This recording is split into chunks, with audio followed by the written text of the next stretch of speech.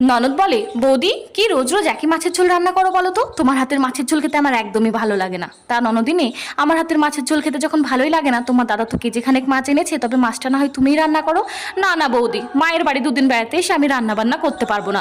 তুমি যখন মায়ের বাড়ি যাও তখন কি রান্না করে খাও?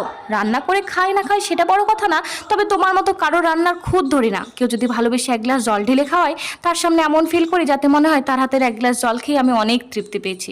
রান্না বান্না তো ছেড়েই দিলাম। তা যাও, তুমি গিয়ে স্নান ধ্যান যা করবে করো। দেখছি যদি তোমার রুচির মতো মাছ রান্না করতে পারি তবে না হয় খেতে ডাকবো, না ডাকলে ভাবে রান্না ভালো হয়নি, ডাল দিয়ে না হয় খেয়ে নিও। ননদ যখন এভাবে বললোই, তাহলে আজ সত্যি একঘেয়েমি মাছের ঝোল রান্না না করে একটু আলাদাভাবেই চেষ্টা করি। সম্পূর্ণ নতুন পদ্ধতিতে মাছটিকে বেশ সুন্দর করে রান্না করে ঢেকে রেখে চলে আসি ঘরে। প্রায় দুপুর 2টো বাজতে চলেছে, তখন দেখি ননদ এসে ডাকে, ও বৌদি ভাত দেবে না? না গো, মাছের ঝোলটা আজ এত বাজে রান্না হয়েছে যে বাড়ির সবাই দুবেলার মাছ একবারেই খেয়ে নিয়েছে, তোমার জন্য এক পিসও বাদ রাখেনি।